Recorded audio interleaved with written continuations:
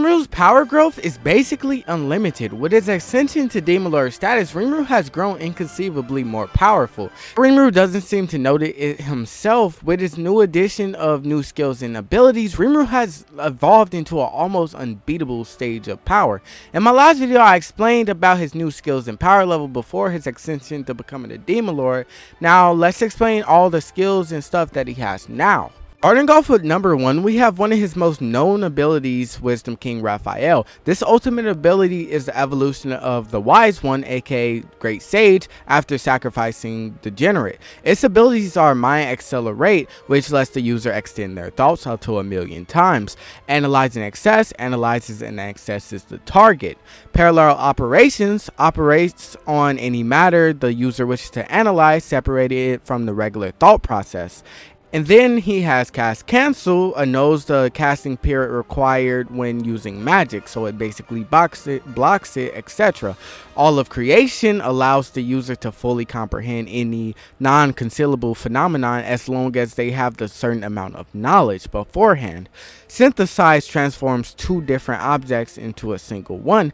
And then to combo that, he has Separate, which releases the properties inherited to the target, which makes it into a separate object. The original object may disappear if it has no physical form though.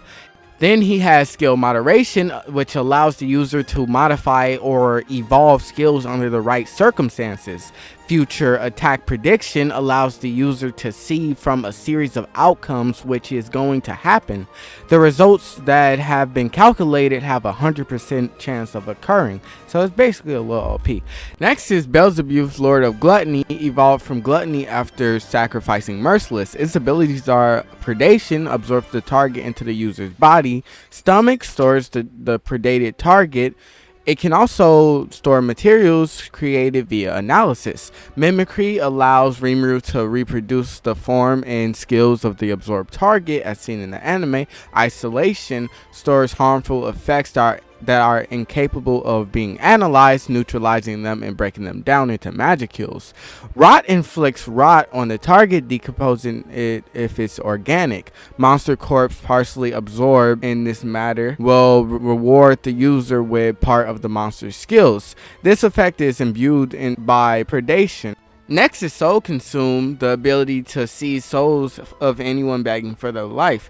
This is Merciless, which was sacrificed to Gluttony. Seeking help from the others, retreating or running away. Once the conditions are met, the soul can be seized at any time afterward, from virtually any distance. The user can be informed about any malicious thoughts by the target immediately. The soul of recently killed can also be seized. Next is Food Chain, derived from Receive and Provide, an ability that allows the user's subordinates to provide strength to increase his own. He may divert some of his strength down to them. Food Chain also grants him access to all types of skills connected to him from his followers. This ability is super OP because it gives him a whole world of new abilities and powers that help him with all his strengths and get him all types of ways to defeat enemies. And it's a really OP ability. Next is Uriel, Lord of Vows, the combined state of all the abilities received from Food Chain after the Harvest Festival, using the space manipulating unlimited imprisonment as its base, which is that super OP ability that was used to trap Veldora. Now Rimuru has it, and that's a really OP ability.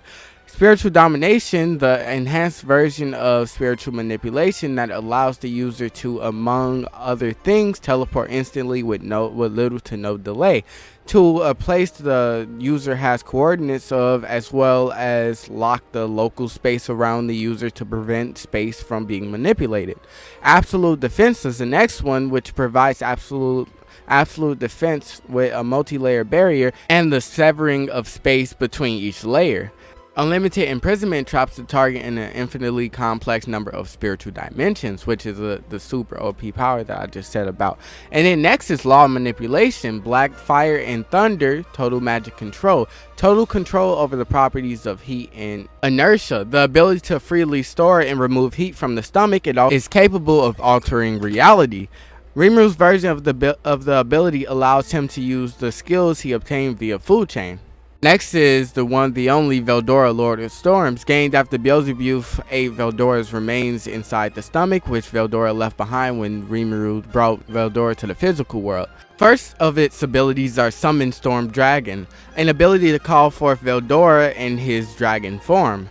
Restore Storm Dragon, an ability that copies Veldora's memories into his own mind. In other words, if Veldora dies for some reason, he can replace him, or, to put another way, the real Veldora would reside within his own soul. Next is Storm Magic, allows the user to access Storm Magic. Now let me go back over Restore Storm Dragon. That ability basically is he can always bring Veldora back as long as Rimuru is alive. He basically has a copy of Veldora stored in him that allows him to always bring Veldora back. But having 4 ultimate abilities is a really rare thing, and even having 2 is difficult by itself. So this shows you that Rimuru is very powerful. This is supported because we saw how difficult it was for Veldora to get a new ultimate skill, even with the gift Rimuru gave him during the Harvest Festival. And then in one of the episodes you can see Raphael talking to Veldora, telling him to get one, and he was like, it's not gonna be that easy. And I just want you guys to let me know what you think. Like the video, subscribe, and I'll see you in the next one.